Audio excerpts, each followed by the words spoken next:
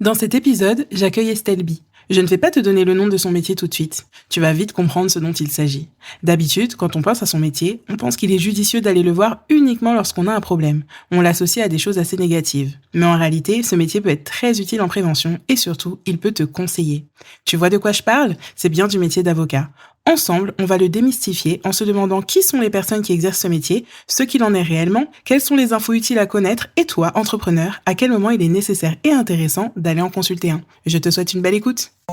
Ça suffit les conneries, le média anti-bullshit qui dit stop aux conneries autour de l'entrepreneuriat et la communication.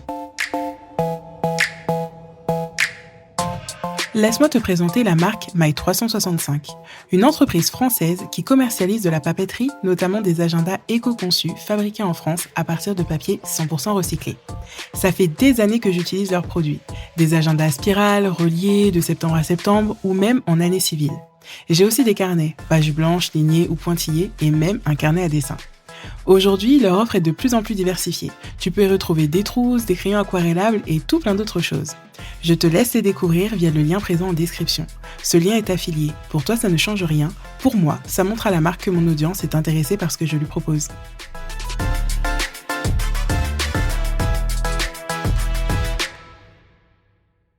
Bonjour Estelle et bienvenue sur le podcast. Bonjour Priscilla, merci de m'avoir invitée sur ton podcast. Donc, je fais partie des premières, c'est ça? Exactement, tu fais partie des pionnières, des interviewées. Et ben, je te souhaite beaucoup de succès pour ton podcast déjà parce que c'est une super initiative, moi je trouve, surtout en tant que créateur de contenu. Ouais, c'est justement le but de donner aussi la parole à d'autres personnes qui sont finalement qui ont un métier. Donc par exemple toi qui es avocate, mais qui du coup fait aussi de la création de contenu pour promouvoir à la fois ton activité, etc. Mais du coup on va en parler plus longuement. Est-ce que justement tu peux te présenter s'il te plaît? Oui, alors ma chère Priscilla et chers auditeurs, auditrices. Donc moi je suis Estelle B, je suis avocate en droit des affaires et j'aide les entrepreneurs et entrepreneuses à se lancer dans n'importe quel secteur d'activité. Après, je fais beaucoup de donc tout ce qui est choix de statut, conditions générales de vente. Donc, ça, des conditions générales de vente, c'est cadrer vraiment, on va dire d'un point de vue légal, votre manière de vendre. En fait, les choses, que ce soit, tu vois, des produits digitaux ou bien des produits physiques. J'ai énormément de demandes moi sur ça parce que j'ai une forte présence digitale liée justement à ma création de contenu. Et à côté de ça, donc ça c'est vraiment les CGV, c'est vraiment lié au côté business de mes clients.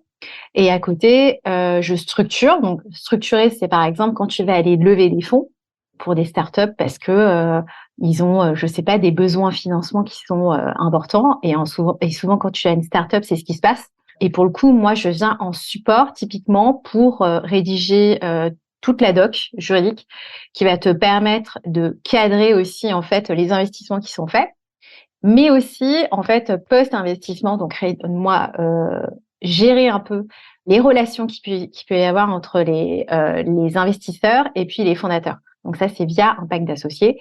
C'est aussi quelque chose que je fais. Et aussi tout ce qui est cession, acquisition de société, on va dire voilà, c'est un peu le gros de mon activité sur ce que je fais pour les entrepreneurs, voilà.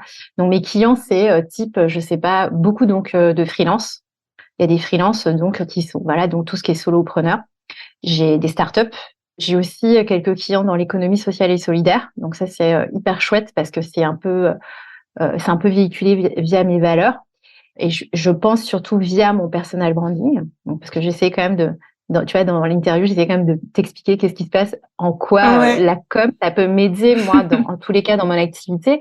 Et de par les valeurs que je véhicule via ma com, j'arrive à récupérer des clients comme ça qui sont aussi, pour moi, beaucoup des clients de cœur. Mais c'est trop bien parce que du coup tu arrives à attirer à toi des personnes qui partagent des valeurs. Donc effectivement c'est que ta com fonctionne bien. Oui, tu vois, par exemple, typiquement, moi, Priscilla, quand tu m'as demandé via Insta, est-ce que ça m'intéresserait de passer dans ton podcast? Moi, je t'avais déjà identifié comme quelqu'un pour qui la cause des femmes est hyper importante, parce que moi, je t'ai connue via un post LinkedIn sur la micro-entreprise et un post qui avait hyper bien fonctionné. Donc, je pense que tu vois de quel post je veux parler. Et en fait, je savais que tu faisais de la communication. Mais c'est vrai que comme il y a cette espèce de valeur que tu as véhiculée via ce poste, donc clairement féministe, hein, et en fait, moi après, je me suis beaucoup identifiée à toi et je me suis dit, bon, bah, si Priscilla me demande de passer dans son podcast et que c'est des valeurs que je partage, why not? Parce que je sais qu'on va passer un moment sympa à discuter.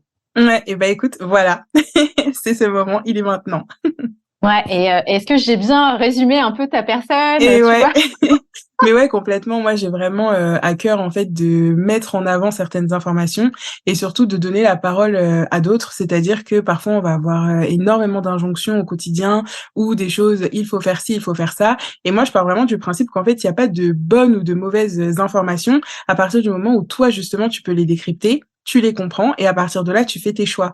Alors que si tu es juste soumis à un seul son de cloche, bah tu peux penser que c'est la vérité, mais finalement, c'est peut-être pas du tout celle qui te convient, c'est peut-être pas du tout ce que tu as envie de faire. Et en fait, c'est là où moi j'interviens et je te dis, attends, peut-être qu'il y a une autre manière de penser. Essaye de voir si celle-ci, elle te va. Après, une fois que tu as les deux, bah, tu vas vers celle que tu veux, mais au moins, tu auras fait un choix éclairé. Ah oui, donc toi, tu fais ça dans le domaine de la com, c'est Ouais, ça? ouais. Ah ouais, c'est vachement intéressant parce que tu vois, enfin, ce que tu viens de décrire, c'est le process que normalement tout avocat doit avoir. C'est-à-dire, il n'y a pas une seule vérité, il y a la situation qui est vraiment adaptée à ta manière de fonctionner. Parce que souvent, nous, quand les gens viennent nous voir, c'est vraiment parce que ils font face typiquement à un risque. Moi, je fais du conseil, donc c'est lié à un risque. Donc, c'est-à-dire que on essaye dans la mesure du possible de prévenir nos clients sur quelque chose qui pourrait mal se passer, donc que ce soit d'un point de vue financier, donc juridique, et souvent juridique, c'est financier. Et après, on leur explique, donc option A, c'est comme ça, option B, c'est comme ça, mais tu as la possibilité de choisir parce que peut-être que pour toi, tu vas être plus confortable dans A ou bien dans B. Parce qu'en fait, toutes les personnes et tous les entrepreneurs n'ont pas cette même appétence au risque.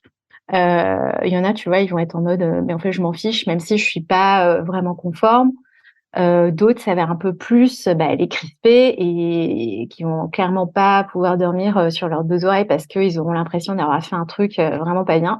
Donc, et nous, notre rôle en tant qu'avocat dans le conseil, en tous les cas, c'est ça. Et je trouve ça hyper intéressant le parallèle que tu fais avec toi, ta manière de travailler en tous les cas. Donc, ça veut dire qu'aujourd'hui, tes clients, c'est vraiment du sur-mesure en fonction de ce que tu es capable, toi, de faire en termes de com, si je comprends bien. Oui, c'est vraiment ça et puis, inversement, tu vois, si j'ai un client qui vient me demander quelque chose que je ne sais pas faire ou qui n'est pas du tout dans mon domaine d'appétence, bah, je pourrais aussi le réorienter et je trouve ça important, en fait, d'être honnête, bah, tant avec soi qu'avec les autres et après, je pense que ce côté un petit peu, vulgarisation de tout ça, j'ai un bac+5 en droit, je suis juriste de formation donc Oh, tu vois? mon Dieu, en fait. Donc, faut pas que je raconte n'importe quoi sur le podcast. Alors, attention. Tu peux, c'est plus du tout mon domaine, mais voilà, en tout Ah, cas, le je truc savais de, pas. voilà, il y a pas de vérité, oui ou non, ça n'existe pas, peut-être, on sait pas, etc.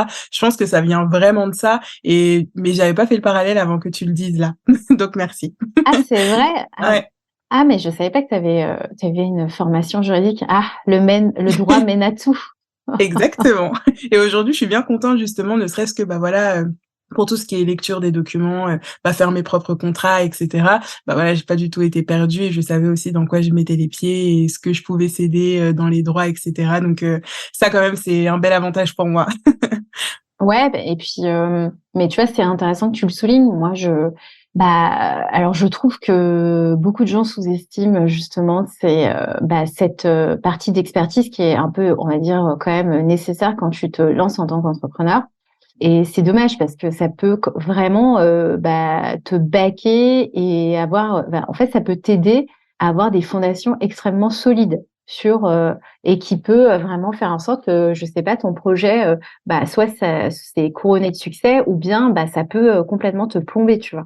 Mais c'est exactement ça et je trouve que c'est un peu comme dans la vie quotidienne, tu vois? Tout ce qui va toucher au droit, au juridique, c'est quelque chose qui est hyper abstrait et tu sais que tu en as besoin parce que, bah, au quotidien, on vit avec des règles, on vit avec des lois, mais ça paraît hyper loin et je trouve que justement dans l'entrepreneuriat, c'est un peu pareil. C'est pour ça que tu en as aussi beaucoup qui vont se lancer et qui, par exemple, bah, comme c'est une micro-entreprise, ne vont pas faire du tout attention à toutes les obligations qui incombent. Parce que comme c'est une micro-entreprise, on se dit: «Allez, je peux faire un petit peu au feeling, ça passe et cetera» et quand derrière, il y a des problématiques, ne serait-ce que, bah, je sais pas, il y en a qui vont dépasser le chiffre d'affaires ou quand tu es soumis à la TVA, bah, il y en a plein, par exemple, qui n'ont même pas l'information qu'en micro-entreprise, au bout d'un moment, tu peux quand même être, assujetti, à la TVA selon le chiffre d'affaires, que tu fais et donc ça leur tombe dessus. Mais en fait, c'est comme au quotidien, enfin, la loi, tu es censé la connaître, nul n'est censé ignorer la loi, tout ça et en fait, enfin, ça s'applique aussi dans le cadre de l'entrepreneuriat, mais ça paraît hyper loin, je trouve. En tout cas, les personnes avec qui j'échange, il y en a plein qui travaillent, bah, par exemple, sans contrat, sans devis,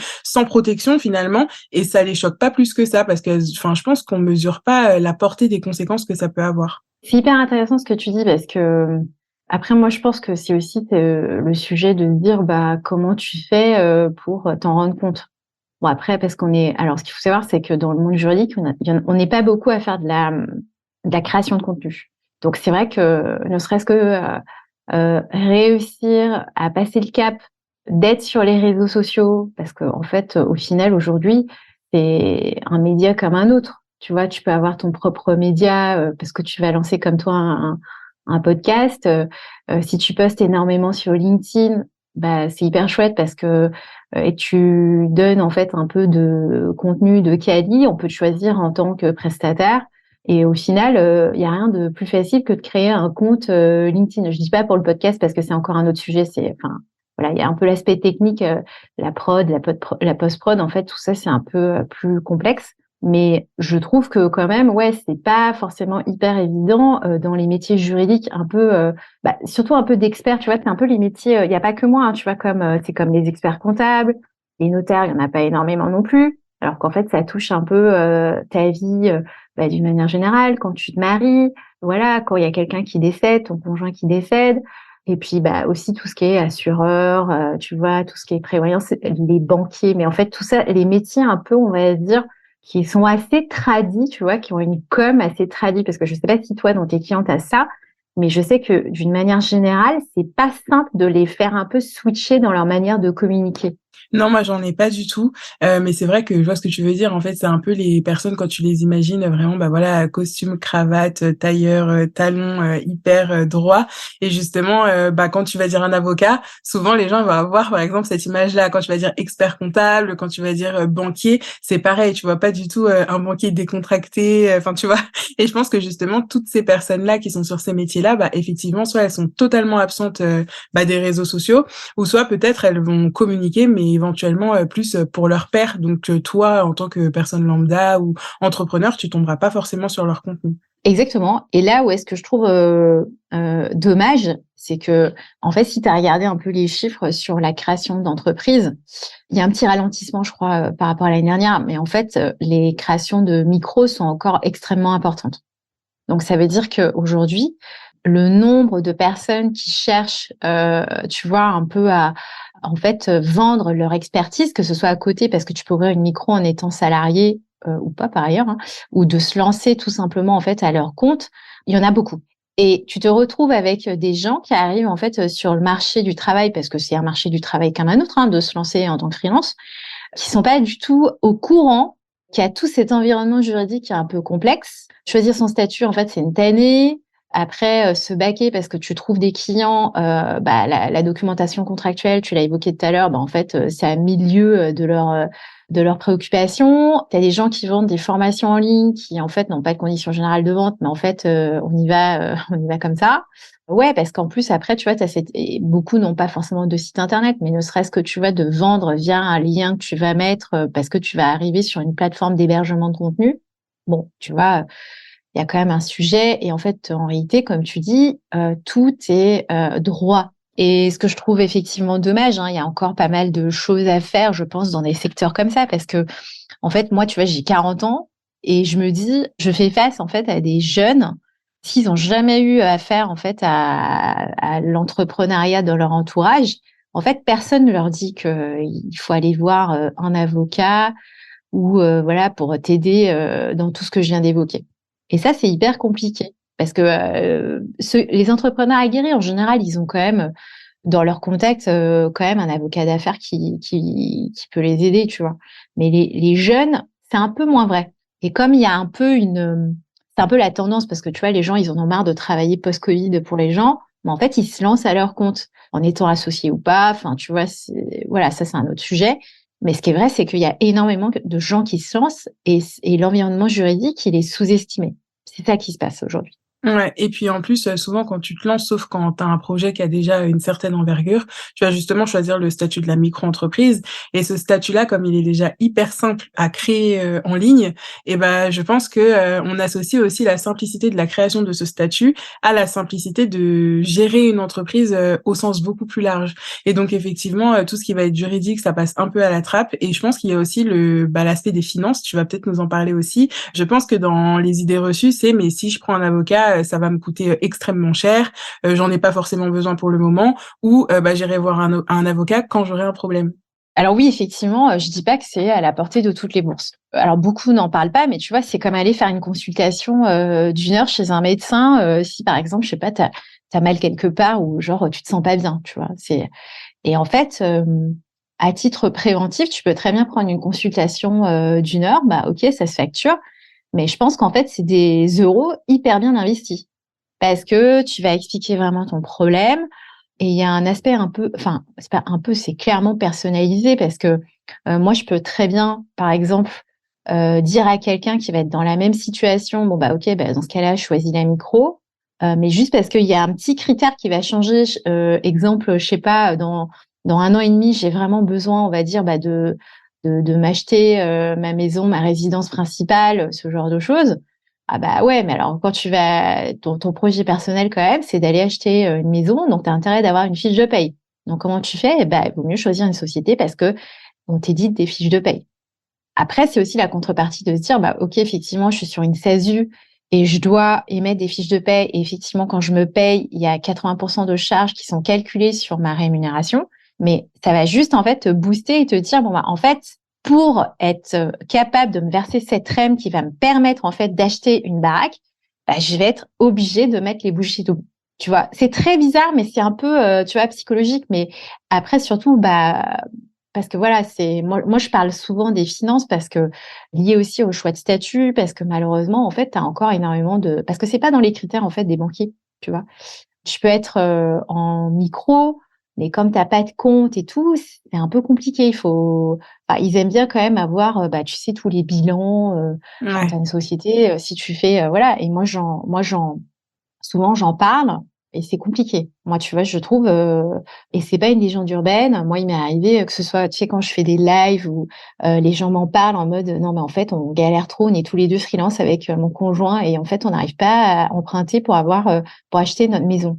Non, mais des trucs, mais tu as envie de dire: «Mais et ouais, ça fait 5 ans qu'on est en micro». Bah, en fait, non. Enfin, c'est vraiment un statut, tu vois, de test ou bien sinon tu es salarié. Donc, c'est-à-dire que déjà, tu as des fiches de Ouais. paye et à côté, ça représente en fait un complément de revenu. Donc là, c'est pas grave. C'est pour ça que moi, j'aime pas trop la facilité de création qui existe autour de la micro et de tout ce qu'on te vend par rapport à la facilité administrative.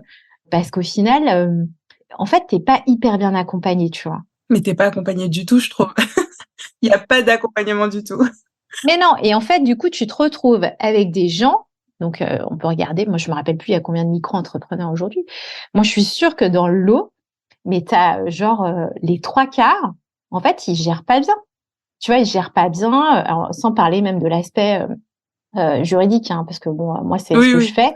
Mais tu vois, gérer comme un vrai chef d'entreprise, et ça se trouve, ils ont une activité qui est pas rentable, parce qu'en fait, il y a zéro contrôle de ce qui se passe sur leur micro. Bon, alors en fait, quand il y a plus de sous, bah, en fait, ils prennent voilà, leur argent perso, et en fait, pour financer comme ça. Et en fait, il y a un vrai problème. Donc c'est un peu moi je suis pas hyper fan en fait, tu vois? Et alors moi je pense aussi que c'est beaucoup lié à, tu sais, à un moment, ils ont rehaussé les taux, le plafond pardon du chiffre Du chiffre d'affaires, d'affaires, tu ouais. sais? Ouais, tout à fait. Et je pense que ça a pas fait vachement du bien en fait à certaines personnes. Parce que, si ton seuil est bas et que tu l'atteins vite, bah, en gros, tu passes vite en société, tu te fais vraiment accompagner pour, passer la deuxième, quoi. Tu vois, sur une activité de prestation de service, quand est-ce que tu arrives à, 70 000 et quelques de chiffre d'affaires, je pense que bon ailleurs et tu vois, tu as le SMIC, LinkedIn, hein, Oui, c'est mais ça, le fameux. voilà, mais dans la réalité, enfin, je pense que beaucoup ne gagnent pas. D'ailleurs, tu en avais parlé dans ton post, tu vois. Mm. Enfin, et effectivement, beaucoup ne se rendent pas compte parce que le temps d'atteindre, en fait, justement, sur une activité de prestation de service, c'est 70 000 euros et quelques, là, en fait, il se passe un certain temps quand même. Ouais, Tu vois. complètement. Et puis justement par rapport aux réseaux sociaux, heureusement, enfin dans mon cas, tu vois, heureusement qu'ils étaient là parce que je me suis aussi rendu compte qu'il y avait plein de choses que je connaissais pas du tout sur la micro. Quand j'ai lancé mon statut, bah voilà, j'ai lancé mon statut comme tout le monde en 3 clics et très vite en fait, je me suis rendu compte qu'il y avait plein d'informations que j'avais pas, que je connaissais pas, même tu vois que ce soit au niveau de la compta, que ce soit au niveau du juridique, que ce soit au niveau de l'URSSAF, etc. Et encore que moi je touchais pas le chômage ou quoi, donc il y avait pas de trucs compliqués de déclaration. Mais tu vois, très vite, moi, j'ai pris une formation quand même pour apprendre à gérer ma micro-entreprise. Et demain, si je dois changer de statut ou quoi, bah, je ferai une consultation avec un avocat ou peu importe pour savoir justement, bah, ok, aujourd'hui, j'en suis là. Comment je peux me projeter dans 5 ans? Est-ce que c'est toujours avantageux de rester comme ça, etc. Et je trouve que bah, c'est hyper important. Et par rapport au fait que ce soit onéreux ou pas, d'ailleurs, mais en tout cas que ça a un coût, en fait, c'est un vrai investissement. Enfin, je trouve ça hyper logique justement d'avoir cette consultation-là et de te dire, bah, ok, peut-être que cette consultation, elle va juste te confirmer que tu es dans le bon statut et en fait, bah, c'est trop bien, bravo, tu vois.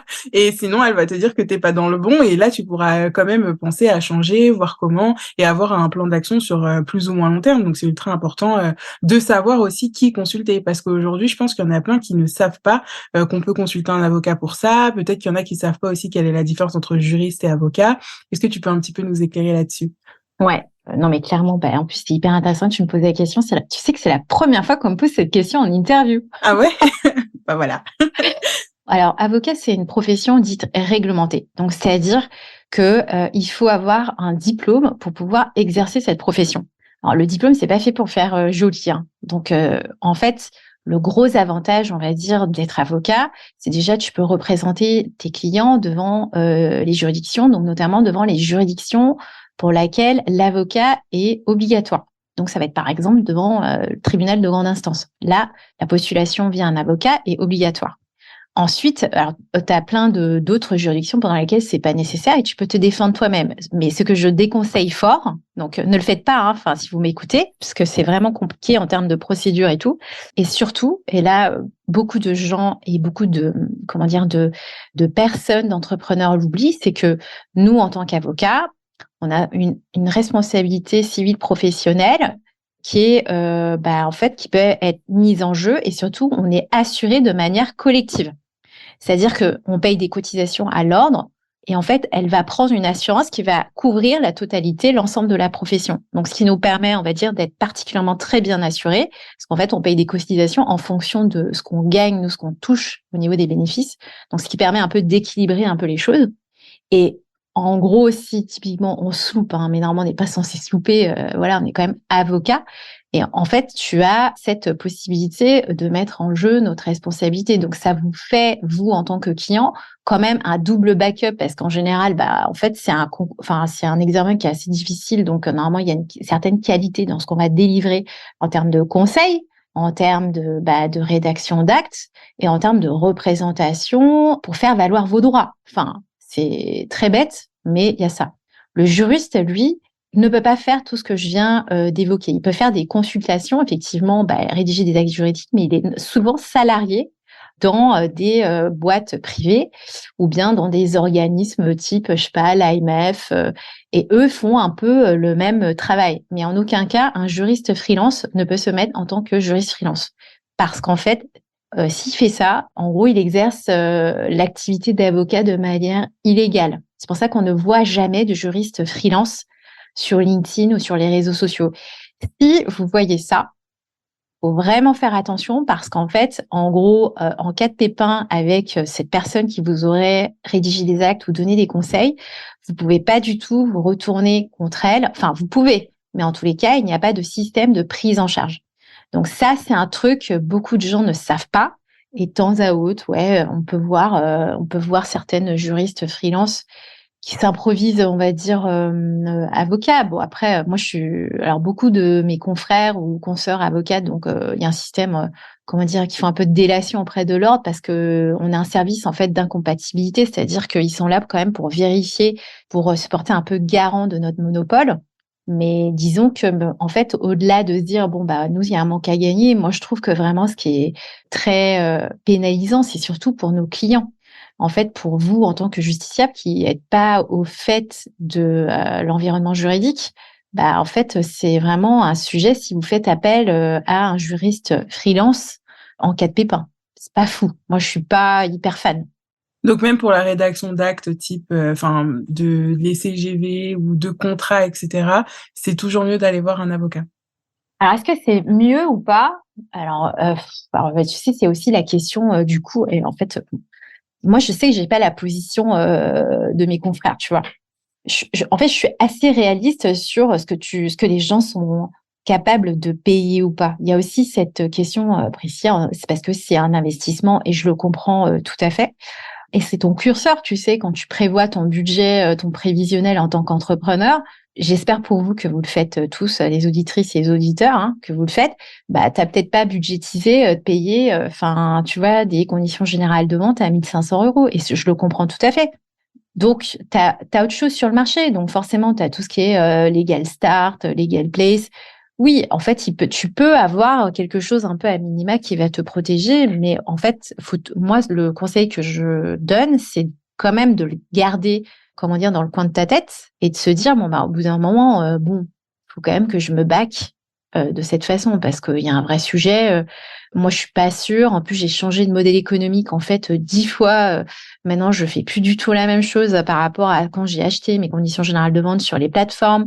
En plus, ça fait tellement longtemps que je les ai pas relus, je sais pas ce qu'il y a dedans. Ça peut valoir le coup de faire un point, en fait, avec un avocat. Voilà, si ta boîte, elle marche bien, il faut commencer un peu à se structurer quand même sur ta documentation contractuelle parce que ça fait partie clairement des ressources qui te permettent, en fait, de gagner plus d'argent et de pas en perdre. Ouais, et ça, je pense qu'on s'en rend pas du tout compte. Bah non, tu t'en rends pas compte jusqu'à ce que, par exemple, typiquement, bah, tu te reçois un courrier de mise en demeure de la DGCCRF qui dit ah, bah, vous n'avez pas vos conditions générales de vente en fait sur votre site internet si tu vends à des consommateurs au sens de la loi, tu vois. Bah, et ça, moi, quelquefois, bah j'en ai assez régulièrement qui vont me dire bah en fait oui, on me contacte, oui, j'ai reçu en fait un avis, on me demande des précisions et en fait c'est la panique à bord, tu vois. Et ça, c'est pas drôle, hein, parce que Ouais, c'est clair. DGCCRF, je dis, le F, c'est fraude. Donc, en fait, quand tu reçois le truc, en fait, t'es un peu comme ça, tu vois. Mmh. Tu dis si tu avais anticipé, du coup, tu serais pas dans cette situation maintenant.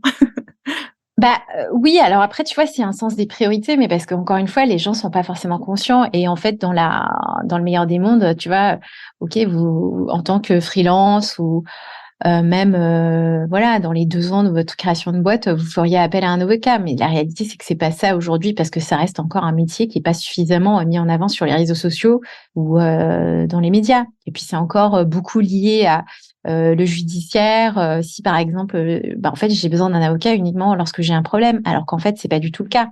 Moi, dans mon métier, je ne fais que du conseil, c'est-à-dire que je suis là pour aider justement les entrepreneurs à ne pas être dans la panade. Parce que le conseil, en fait, en France, c'est assez bizarre, hein, c'est assez mal vendu, on va dire. On a l'impression qu'on peut tout trouver sur Internet aujourd'hui. Si seulement, ça se saurait. Tu peux C'est peut-être ça. tout Mais bon. trouver, mais tu auras pas l'expertise pour t'accompagner, pour l'appliquer à ton cas, enfin vraiment pour personnaliser et ça, c'est encore autre chose. Ouais, exactement. En fait, le sujet, et tu l'as très bien dit, Priscilla, c'est que tu ne sais pas si c'est applicable à toi. Le seul moyen de savoir, mais vraiment, hein, le seul moyen de savoir, c'est de faire appel à un avocat. Et ça, c'est le truc, tu vois, qu'on peut pas nous enlever parce que tu vois, on parle beaucoup de ChatGPT. Tu vois, sur la création de contenu, c'est voilà. Enfin, on en parle beaucoup de l'intelligence artificielle et tout, mais c'est compliqué parce que nous, on va penser à des composantes. Par exemple, quand tu crées ta boîte, un truc auquel bah, les gens pensent peu, ton régime matrimonial. Tu vois, par exemple, bah, si tu es entrepreneur et que tu es marié ou pacsé, bah, en fait, il y a un sujet sur la façon dont tu es marié. Donc, ce qui est Ouais, quand même impactant. Tu vois, clairement. typiquement, ouais, tu vois, tu es marié sur un régime de communauté légale, tu pas fait de contrat de mariage. Donc, tu te maries, tu crées ta boîte, après, tu divorces. En fait, ton mari ou ta femme a droit à la moitié en termes de valeur de la boîte que tu as créée. Ah ouais, Ce qui est quand quand même. même, C'est ouais, énorme. voilà. Donc, ce qui est quand même assez pénible. Alors après, en plus, je te rajoute pas quelquefois les sujets du type, en fait, tu as créé ta boîte, mais en même temps, en plus dedans, tu avais quelques associés. Je pense que là, les associés, ils font un peu la gueule, tu vois. Tu vois, c'est des réflexes un peu comme ça parce qu'en fait, nous, on est experts. Donc, et je pense que c'est aussi à nous, en fait, un peu de montrer qu'on est là pour vous aider, chose que ne font pas suffisamment de personnes, en fait, dans les professions juridiques, je trouve. Voilà, et puis surtout, ce qui est difficile, et là, c'est toi qui va être l'experte, c'est aussi de se mettre un peu au niveau de nos cibles. Je pense que tu dois voir que moi, en fait, on se suit mutuellement sur Mm. LinkedIn. En fait, je like des choses de confrères et de consoeurs, mais en fait, je pense que quelquefois, je like et tu dois voir, mais en fait, c'est beaucoup trop expert, en fait, Ouais, ce c'est qu'ils ça. écrivent. C'est pas vulgarisé. Enfin, souvent, c'est pas vulgarisé et du coup, c'est pas compris. Mais tu vois, là, par exemple, pour l'exemple du régime matrimonial, au niveau, si on parle aussi de création de contenu, ce serait hyper intéressant de voir finalement, mais qu'est-ce que tu peux perdre si tu n'as pas été prendre conseil auprès d'un avocat par rapport à la création de ton entreprise? Et en fait, je pense que si on l'amène comme ça fait un peu peur, mais au-delà du côté peur, tu dis, OK, en fait, si rien que ça, je le sais pas, peut-être qu'il y a encore plein de choses que je ne sais pas non plus et qui me seraient hyper utiles, pour faire des choix pertinents pour moi, pour ma famille, pour mon avenir et mon futur. Bon, ok, Priscilla, c'est un prochain carrousel que je vais faire, tu vois. Non, Non, mais c'est important. ouais, et surtout, tu vois, pour te dire à quel point en réalité c'est complexe parce que c'est pas que, alors tu vois, parce que ça mêle un peu de, genre moi, je fais du droit des sociétés, mais en fait, en réalité, ça mêle des questions, tu vois, complètement annexes, mais qui n'ont rien à voir, tu vois, type, enfin, c'est des hypothèses où est-ce que, en fait, tu divorces, ou même tu te sépares, peut-être t'es pas marié, mais tu te sépares, mais il faut quand même liquider, tu vois, en gros, ta communauté. Et en fait, tu ne penserais pas que, en fait, en te mettant, voilà, à ton compte ou qu'il y aurait ce sujet. Si Ouais, c'est personne ça. te le dit, en fait, tu ne sais pas. Exactement. Et là, tu vois, comme tu disais, on peut tout trouver sur Internet, mais ça, si tu ne le cherches pas, l'information, elle arrivera jamais à toi. Enfin, tu vois, c'est ultra spécifique. Donc, je sais pas ce que tu pourrais chercher pour que cette information-là particulière, par exemple, arrive jusqu'à ta connaissance, parce que t'en as pas besoin, peut-être que ça te concerne pas. Et du coup, si c'est pour celle-ci, ça vaut aussi pour un tas d'autres. Donc, c'est vrai que, voilà, comme tu dis, le conseil, c'est un peu sous-coté, mais en fait, c'est ultra important pour savoir dans quoi tu mets les pieds, où tu te lances et comment. Ouais. Alors, tu pourrais, hein, tu sais, on pourrait être, tu sais, on va sur SEMrush. Ouais. Et après, on regarde, on tape divorce entrepreneur, tu vois. Je pense que, Ouais. à mon avis, ça doit être un peu les mots-clés, tu vois, enfin, qui sont un peu utilisés. Moi, je l'ai jamais fait. Mais en réalité, c'est très peu usité. Tu vois, tu te dis pas, enfin, tu sais, est-ce que toi, tu as tapé divorce entrepreneur Non. avant de créer ta micro et puis, tu vois, enfin, tu sais, Ouais. Bah non, non, pas en du fait, tout. je pense que, bah non, t'as un moment, est-ce que tu es là, ok, je vais penser à mes offres, qu'est-ce que Mhm. je vais faire pour pouvoir vendre mes prestations? Enfin, tu vois, tu es plutôt comme ça. Et à aucun moment, tu te poses ces questions, en fait, de structuration. Et moi, j'appelle ça structuration parce qu'en fait, c'est un peu comme si, tu vois, enfin, en gros, c'est un peu comme si ta boîte, c'était en fait une maison que tu construisais. Et en fait, là, t'es pas en mode hyper bien construction. Enfin, c'est pas pas les bonnes fondations. Mhm. Limite, tu commences par poser le toit, mais c'est un sol qui est même pas constructible. Enfin, c'est compliqué. Exactement. Et la structuration, c'est quand même un peu moi, je considère comme étant la base. Enfin, souvent, par exemple, j'ai des questions sur le droit de rétractation. Alors ça, c'est festival, hein. C'est du style. Alors, est-ce que c'est applicable ou pas? Alors là, c'est vraiment. Mais les gens ne savent pas quand est-ce qu'il s'applique ce truc. Et souvent, comme tu te prends en fait une demande d'un client, si tu es un peu customer care, tu vas dire ah là là, mais en fait, je vais quand même lui rembourser, tu vois. Et là, tu vois, et encore en fait, ça se trouve, tu n'avais pas besoin de lui rembourser. Et moi, j'en ai rencontré plein des gens comme ça qui, en fait, remboursaient des trucs. Tu peux le faire d'un point de vue marketing, parce qu'en fait, moi, je distingue aussi comment tu vas gérer d'un point de vue market, service client, ok, post-achat. Et puis aussi, en fait, tes droits. Tu peux très bien dire que notre politique marketing et service client, c'est pas grave, je rembourse parce que t'es pas content.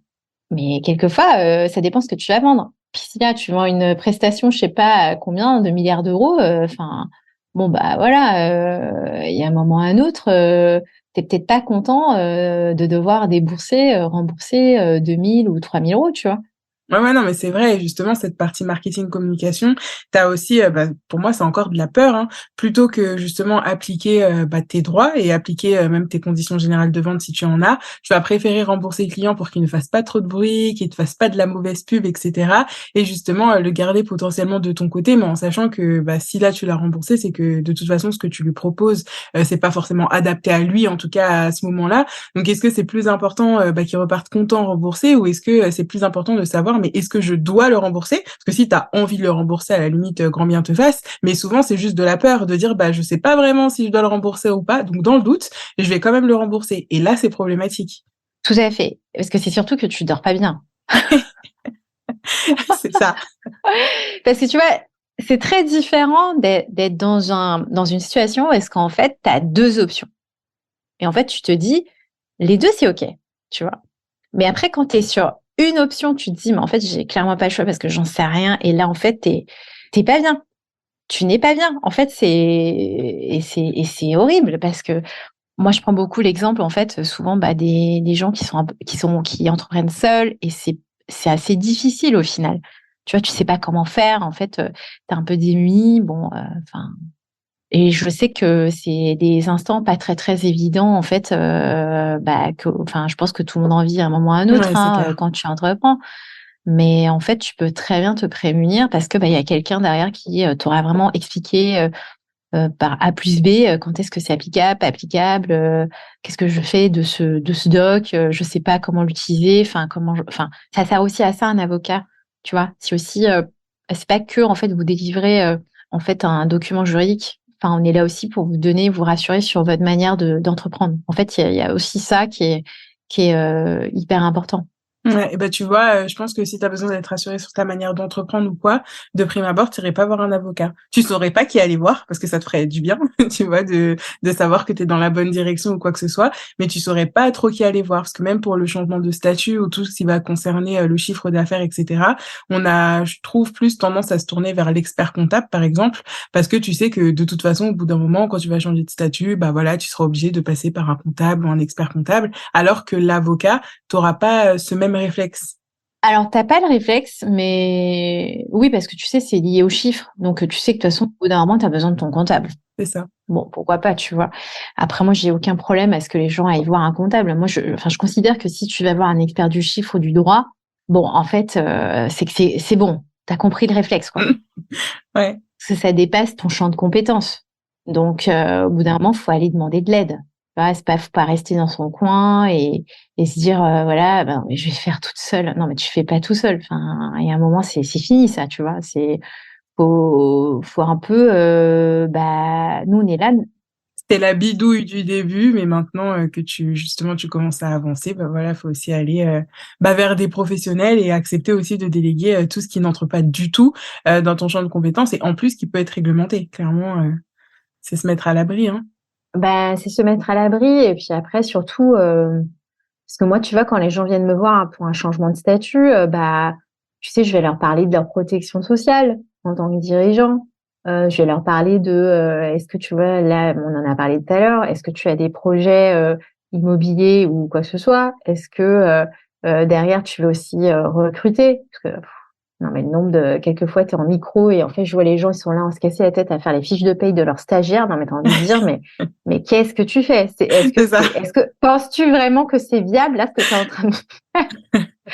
Moi, clairement, je ferais pas de fiches de paye parce que tu sais, c'est vraiment une expertise de pointe de faire des fiches de paye quand même, hein. Enfin, entre les calculs des cotisations, mais tu vois, c'est pas possible. Donc, la bidouille, du début et il y a des gens, c'est leur métier. Ouais. Laisser les gens faire leur métier. Ça, c'est vraiment moi, oui, et malheureusement, c'est aussi ça, c'est que alors moi, j'aime bien quand même les réseaux sociaux parce que souvent, tu vois, t'as des communautés qui se créent, les gens se posent en fait des questions. Est-ce que voilà, comment tu fais? Là, j'ai envie de prendre quelqu'un. Et en fait, le fait qu'on soit un peu en communauté, nous aussi, chez les avocats, c'est un peu ce qui se passe. Tu vois, moi, je fais partie d'une association de femmes avocates qui s'appelle 1900.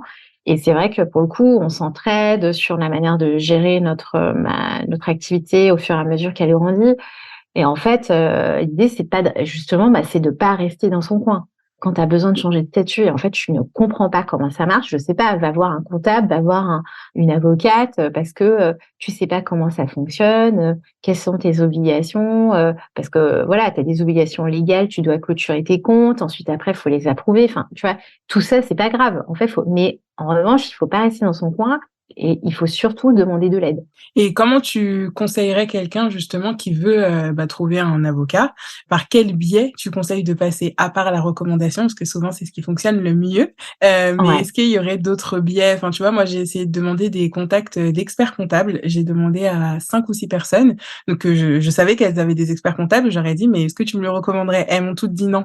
Et du coup, je me dis, bah, enfin, tu vois, je peux pas que passer par Google. Après, quand je demande pourquoi, bah, t'as quand même quelque chose de positif, t'en as quand même beaucoup de négatifs, mais quand même, la finalité, c'est que de prime abord, elles m'ont dit, non, vraiment, je te le recommande pas. Donc, si on passe pas par la recommandation, est-ce que, par exemple, pour les avocats, il y a un endroit ou une communauté ou un groupe, peu importe, où on pourrait justement trouver des avocats qui sont un peu spécialisés dans ce domaine?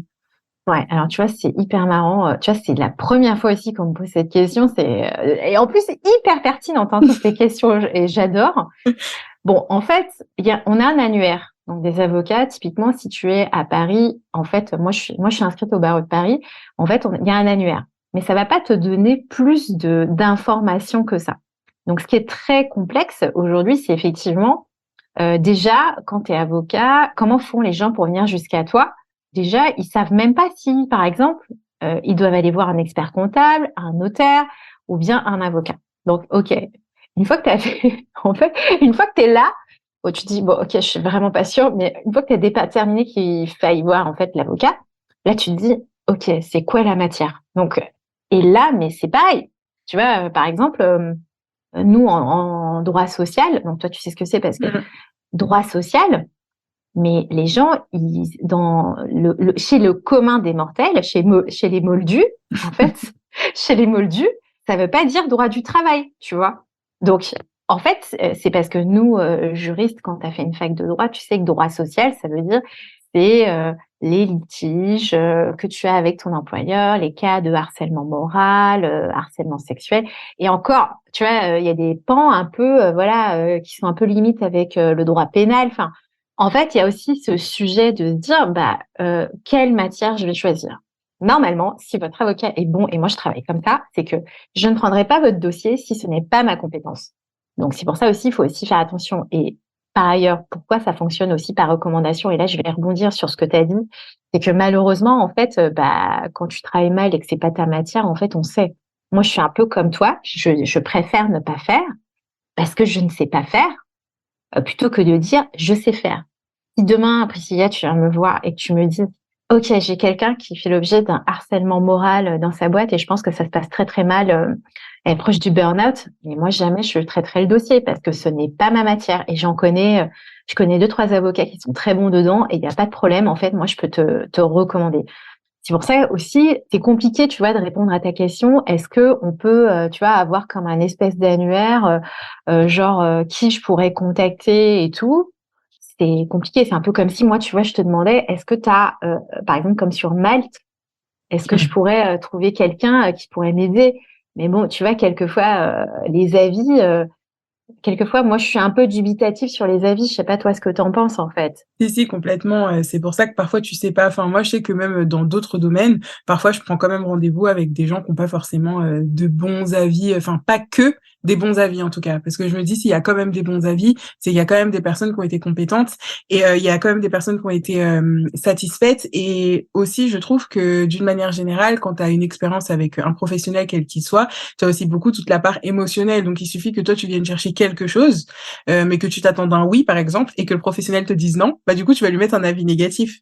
Donc, en réalité, c'est pas que le professionnel, il est forcément incompétent, c'est juste qu'il ne te correspond pas à toi. Donc, c'est vrai que moi, je fais partie des gens qui décortiquent quand même pas mal les avis et bah, je me laisse pas trop, enfin, à part s'il y a vraiment que des avis négatifs, tu vois, mais s'il y a quand même des avis positifs, je me pose quand même la question, je me dis pas non, c'est définitif, ça veut dire que la personne elle est nulle, quoi, parce que pas forcément.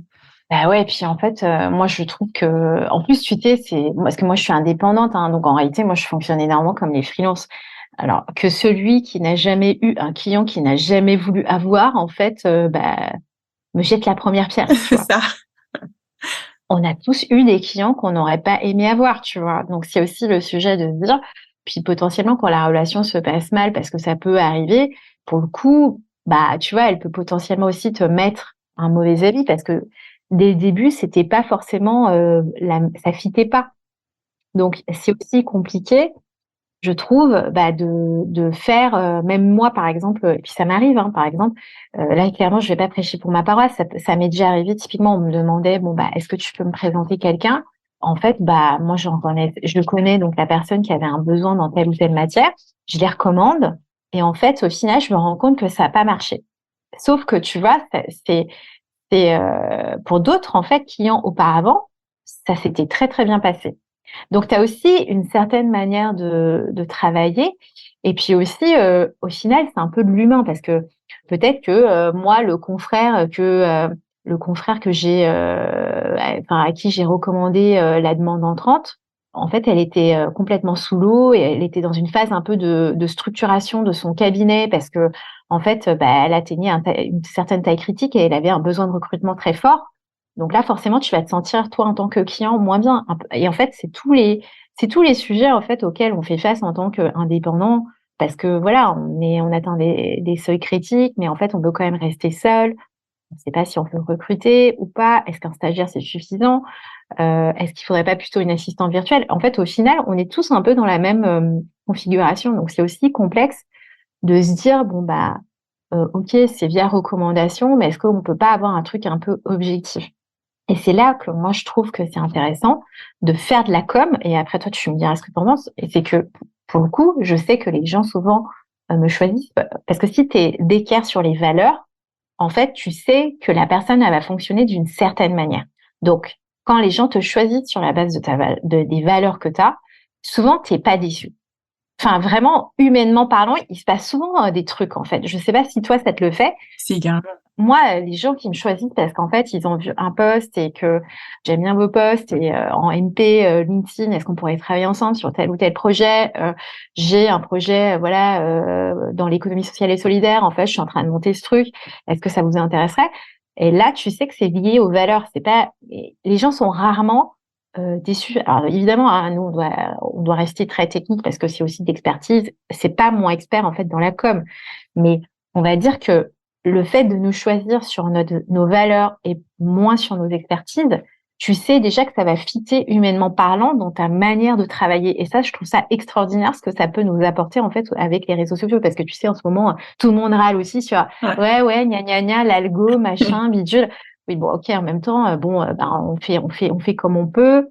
Mais au final, c'est bien aussi parce que ça te permet d'asseoir ta marque personnelle, hein, tu vois. Complètement. Et je pense qu'aussi dans le cas des avocats et des autres experts, c'est qu'on oublie justement un peu le côté humain. C'est-à-dire que tu vas voir l'avocat, enfin l'expert, tu vois, l'expert avocat, tout ça, mais tu oublies que derrière c'est juste un humain. Ça arrive souvent avec un peu tout le monde, hein, un peu toutes les professions, mais je trouve que vraiment celles qui sont réglementées et qui ont un certain statut, tu vois, un certain statut au niveau social, bah on s'attend vraiment à que la personne elle soit infaillible, comme si bah justement c'était pas un humain, mais juste un robot. Est-ce que toi tu l'as déjà ressenti ça de ton côté? Ah, mais totalement. Alors, tu vois, pour rebondir, en fait, moi, j'ai une activité accessoire qui s'appelle l'entraînement et j'aide les confrères à poster sur LinkedIn. En gros, pour les aider, en fait, à trouver de la clientèle sur LinkedIn. Alors, eux, ils le perçoivent clairement comme quoi, bah, c'est une profession réglementée, ils ont besoin d'être comme des robots. Donc, c'est très dur pour eux de travailler sur, par exemple, tout ce qui est marque personnelle. Tu vois, se dévoiler, dire je, faire du storytelling. Donc ça, c'est des choses très, très difficiles, en fait, chez les avocats.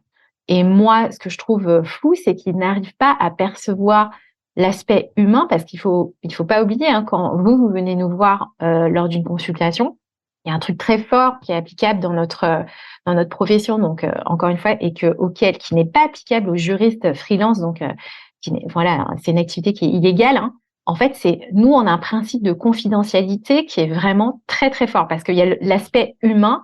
Il faut une certaine confiance entre l'avocat et puis le client qui vient nous voir. Donc le client, en fait, il doit se sentir mais hyper à l'aise dans tout ce qu'il fait, dans les choses qu'il a faites, moi, c'est dans une moindre mesure, tu vois. C'est ok, j'ai chopé des CGV en fait sur le site d'un concurrent. Bon, ok, ça c'est pas trop grave, mais tu vois, faut quand même que tu sois dans un certain état d'esprit en fait de confiance pour expliquer ce que tu as fait. Si t'as pas confiance, c'est Ouais. pas possible.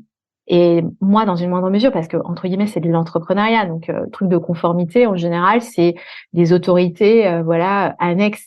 Mais quelquefois, si tu fais du pénal, par exemple, bah enfin, la confiance, elle doit être là, parce que il faut pas que le prévenu, bah ton client, il te mente ou qu'il te raconte vraiment des bêtises ou pas la réalité, parce que en fait, ça se retourne contre lui au moment où tu passes en fait devant le proc, quoi. Et c'est pour ça que l'aspect humain, il est clairement sous-estimé du côté des professions, comme tu dis, réglementées, parce que les gens ont besoin de se sentir en confiance. Tu sais, souvent on dit, bah, quand tu as deux personnes qui se rencontrent, alors soit tu es un peu en mode figure d'autorité, ou bien tu es en fait d'égal à égal. Et moi, je pense que le sujet aujourd'hui, c'est que les justiciables et les entrepreneurs, moi dans mon cas, en fait, ils voient trop l'avocat comme une figure d'autorité, tu vois. Donc, ils ont cette appréhension de se dire bon, ok, je vais peut-être pas appeler un avocat maintenant parce qu'en fait c'est une Ouais. figure d'autorité. Enfin moi je vais me sentir, j'ai pas envie de me sentir débile quand elle va me parler parce que je vais rien comprendre. Voilà, je sais pas. Enfin vraiment pour le coup, j'ai pas envie de passer pour un idiot. J'ai l'impression que tout ce que je vais lui dire, ça va être complètement bête. C'est un peu des gens intouchables, tu vois, dans l'esprit, dans la tête des gens. Et vraiment, pour le coup, il faut un peu, tu sais, niveler vers le bas, un peu comme on est, et rajouter de l'humain en faisant du storytelling ou en travaillant sur sa marque personnelle. C'est vraiment un truc, je pense, très, très fort qui peut te permettre derrière de capter l'attention de ta cible, des gens avec qui tu as envie de travailler. Enfin, tu vois. Complètement. Et en fait, ce que j'allais dire, c'est que justement, par rapport à cette figure d'autorité, il y a aussi des personnes dans leur vie, elles n'ont jamais rencontré d'avocat. Enfin, tu vois, c'est comme des gens dans leur vie qui n'ont jamais, enfin, j'avais comparé au médecin, mais non, parce que le médecin, tu vas parfois au moins même le voir pour toi parce que t'es malade. Mais je veux dire, dans ton entourage, il y a certaines personnes qui n'ont jamais vu d'avocat parce qu'elles en avaient besoin, mais elles n'en ont jamais vu non plus, voilà, autour d'une table à manger un samedi soir. Donc, il y a aussi ce truc de, c'est un peu la profession, comme tu dis, intouchable, mais là, vraiment, même que tu ne vois pas au quotidien. Et je pense que ça rajoute aussi, pas par rapport à ça. Ah bah tout à fait, parce que tu vois, alors parce que moi, tu vois, sur les réseaux sociaux, j'ai l'air, en fait, franchement, je suis très très accessible. Ce qui est fou, c'est que je suis pas la seule en réalité. Tu vois, parce que sinon, ça serait insupportable pour moi d'être avocate, tu vois, d'être tout le temps avec des confrères et consoeurs pas aussi sympas que moi, tu vois. Mais ce qui est pas vrai, en fait, on a aussi énormément qui sont très accessibles, qui sont empathiques comme moi, et à qui tu as envie de te confier parce que oui, ils ont des sujets de divorce. Nous, ce qui nous intéresse dans l'entrepreneuriat, bah, parce que ça les angoisse, je sais pas, sur des questions de fiscalité. Enfin, donc, tu vois, je pense que, enfin, je trouve que moi, en tous les cas, c'est pas l'image que je veux renvoyer de l'avocature. Après, ça va dépendre de chaque avocat parce que certains aiment bien être en position de figure d'autorité. Et en fait, peut-être que ça va les déranger d'être un peu trop proche, on va dire, d'être sur les réseaux sociaux parce que tu vois, en fait, on est à ce point, hein. On dirait qu'on vit pas en 2023. Les discussions, c'est du style. Mais est-ce que tu crois que ça se fait d'être sur Instagram ou sur LinkedIn et de poster des trucs sur, enfin, on est à ce point. Donc, alors que tu vois, l'économie, la créateur économie, en fait, ça fait des années que ça existe. Surtout sur des domaines d'expertise, en fait, c'est d'autant plus important de le vulgariser. C'est encore assez, on va dire, peu usité. Tu vois, et il y a pas, c'est pour ça qu'il y a très peu, moi je trouve il y a pas beaucoup d'avocats qui postent au final, il y en a pas énormément, enfin, et beaucoup, enfin, moi je suis énormément de freelance, des gens dans la com comme toi, et souvent, ouais, c'est beaucoup de gens qui sont dans la com, en fait, voilà, qui sont ghostwriter, Mmh. copywriter, Parce qu'on est les plus visibles, en fait, je pense. C'est juste pour ça. Vu que c'est notre métier. tout à fait. Et en fait, je trouve ça vraiment dommage parce on est quand même des êtres humains. On se marre aussi entre nous, tu vois, entre avocats. Oui, ça se marre Ouais. entre les avocats. Je vous confirme. Et pour le coup, oui, on est plutôt. Et je trouve que c'est ce qui manque un peu. Et en fait, au final, quel que soit ton problème par ailleurs, parce que tu peux très bien travailler pour quelqu'un en B2B. Tu vois, si tu peux travailler pour des institutionnels, mais qui est-ce qu'il y a derrière l'institutionnel? Il y a quand même un être humain en fait. il y a quand même un être humain qui va tous les matins, qui va se lever, qui va bosser, je sais pas, à la Caisse des dépôts, j'en sais rien, tu vois. Et en fait, il a aussi besoin d'avoir une interaction qui est intéressante avec la personne en tant expert du droit. Bah, c'est quand même plus sympathique pour lui d'aller en rendez-vous chez un avocat avec qui bah, il va bien s'entendre. Ouais, mais c'est ça, je pense qu'on enlève le côté humain, dès lors qu'il y a institution, on enlève le côté humain derrière et forcément, ça matche moins bien. Aujourd'hui, en 2023, quand même, le métier d'avocat, il reste assez connu. Est-ce que tu entends encore des gros clichés sur ton métier? Bah oui, hein, tu sais, du style. Alors, est-ce que c'est cliché ou critique? Parce que tu vois, c'est pas pareil. Vas-y, ce qui te fait le plus. Oui, bah, le cliché, c'est, bah, tu l'as dit tout à l'heure, tu vois, un avocat, c'est cher. Parce qu'en fait, souvent, les gens le voient comme une charge, mais moins comme un investissement. Moi, en tous les cas, dans mon secteur d'activité, c'est ça, en fait. Mon secteur d'activité, je le vois plus comme un investissement et c'est cher. Après, les clichés, mais qui sont réels, hein. Moi, je trouve qu'il y a encore trop cette distance, en fait. Tu vois, vous, les avocats, on comprend rien à ce que vous dites. Mais c'est vrai. Je peux pas dire le contraire parce que quelquefois, tu vois les posts de certains, en fait, les gens écrivent pour leur père. Hmm. Ils n'écrivent pas pour leur cible. Ah ouais, complètement. Et oui, en mode, oui, vous êtes souvent entre vous. Mais c'est vrai, en fait, enfin, c'est un peu comme une corporation, tu vois. Hmm. On est très corporatif quand même, on est souvent entre avocats, voilà, mais parce qu'on se comprend plus. Mais il n'empêche que il y a des moments, bon bah, enfin, et c'est des clichés qui s'avèrent, c'est la réalité. Mais après, il y a des choses qui changent quand même un petit peu, tu vois. Bah, sinon, moi, je suis avocate, hein. Mais bon, a priori, tu vois, si tu m'as contacté, c'est que j'ai une présence sur LinkedIn et que j'ai pas l'air trop méchante et que tu te dis, bah, ok, pendant 1 heure, on va quand même bien discuter et on va pas, je suis pas trop en mode figure d'autorité à te donner en Non, fait ça une va. leçon. J'ai pas eu peur de te contacter, je t'ai tutoyé et tout, franchement, ça va, pas de problème. Exactement. Et tu vois, même avoir peur, tu vois, j'ai peur d'aller voir mon avocat. Tu vois, en fait, ça, pour te dire à quel point c'est vraiment incroyable que les gens arrivent à se dire ça. J'ai peur d'aller voir l'avocat. Je stresse un petit peu. Donc, et moi, par exemple, souvent, ce que je fais dans ma première consultation, c'est une nouvelle cliente qui me prend une consulte, je lui dis toujours, ma première question, c'est, est-ce que vous avez déjà eu affaire à un avocat? Parce que je sais que ça peut être très intimidant. Et en fait, si t'as jamais eu affaire à un avocat, j'explique comment ça se passe. Et j'explique les règles qui s'appliquent sur tout ce qui vont se dire, tout ce qui va se dire. Et j'expliquais tout à l'heure, secret professionnel. Et en fait, en général, moi, je le sens souvent. Il y a un petit moment de, tu vois, genre pendant 2-3 secondes, en fait, une fois que j'ai expliqué les règles, sentez-vous en confiance, machin et tout. En fait, je sens une espèce de relâchement, tu vois, Ouais. qui se fait. Parce que, en fait, je trouve qu'il faut aussi remettre un peu les choses dans le contexte et se dire, bon, bah voilà, parce que si t'as l'habitude, c'est OK, il n'y a pas de problème. Donc, je sais que tu sais comment ça fonctionne. Mais si tu n'as pas l'habitude, comme on a cette figure d'autorité, j'essaye de mettre à l'aise aussi les gens parce que je sais qu'on va mieux travailler ensemble parce qu'on est des partenaires. On est des partenaires, en fait, de l'activité entrepreneuriale que la personne est en train de lancer ou qu'elle est en train de développer, tu vois. Bah franchement, c'est trop bien du coup que bah t'aies participé à ce podcast-là parce que je trouve que bah ça permet vraiment de changer la posture qu'on peut avoir de l'avocat. Tu vois, l'avocat souvent on va, comme tu dis, hein, on va aller le voir bah, quand on a un problème, on va aller le voir pour qu'il nous défende, etc. Et là tu le dis, toi t'es plus un partenaire justement de l'entrepreneuriat et je pense pas qu'il y ait beaucoup de personnes qui se disent que l'avocat c'est le cas. Tu vois, c'est pas quelque chose qui va être inné et effectivement si tu vois justement l'avocat comme un partenaire, bah du coup tu te dis plus bah ok, je peux aller lui demander conseil, je peux aller lui demander un avis, si jamais j'ai fait quelque chose je suis pas super sûre, peut-être que bah c'est pas bon, etc.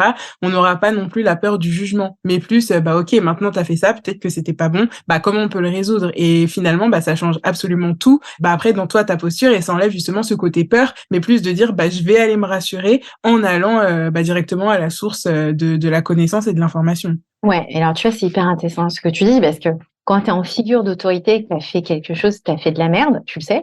En fait, c'est un peu comme, tu sais, les enfants. Ils ont peur, en fait, d'aller raconter à un adulte qu'ils ont fait une bêtise. Et en fait, je pense que c'est normal, hein. Enfin, tu vois, il y a pas de, parce que c'est comme ça.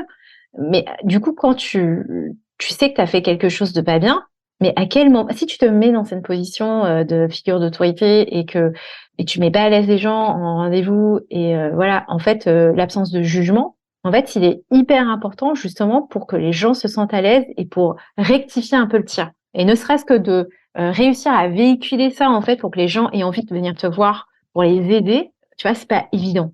Et moi, clairement, j'essaye de me dire, bah en fait, faut moins être dans cette figure d'autorité parce que ouais, hein, moi j'en rencontre encore énormément des gens qui me disent ouais, moi ça me fait peur, tu vois, d'aller voir un avocat parce que bah oui, et je comprends parce que c'est un peu la vision dont on fait. Bah, si tu vois, si dans ta famille, je sais pas, il n'y a pas eu d'avocat pour les entrepreneurs, il n'y a pas eu d'avocat en droit des affaires, le seul moment qui s'est passé, c'est quand bah je sais pas, t'as ton Oui, oncle un qui a divorce, divorcé ouais, c'est ça. ou genre le prud'homme et en fait ton je sais pas ta tata qui en fait en a marre de l'avocat parce qu'en fait il répond jamais, enfin tu vois quelle image tu peux dire dans ta famille de ce que tu fais de l'avocat en fait, enfin tu comprends pas l'intérêt, tu te dis c'est quand juste quand il y a un problème. Et puis en plus, tu es quand même sur une activité, un domaine qui est assez, enfin justement, si t'es pas dans le monde des affaires, dans le monde de l'entreprise, bah limite tu connais même pas l'existence de ton métier à toi. Enfin tu vois, de ton domaine d'activité, de compétences à toi. Tu vois, on n'a plus justement pas le divorce, les prud'hommes, tout ce qu'on va voir à la télé aussi. Tu vois comment les avocats sont représentés quand il y a des au tribunal, quand il y a des procès, etc. Donc si c'est cette image-là que tu as de l'avocat, bah ça doit être hyper dur d'aller en voir un derrière, tu vois, parce que tu dis bah je sais pas en fait vraiment je pense pas que j'ai envie de faire ça. Oui, alors c'est vrai, mais bah, mais je comprends parce que on est un peu bombardé aussi de solliciter au niveau des bah tu vois de toutes les informations et puis même voilà tu regardes Suits, tu regardes Annie McBeal, ah ça c'est pour les Ça. vieilles hein tu vois, Ouais. genre voilà tu te dis bah elles sont un tailleur machin.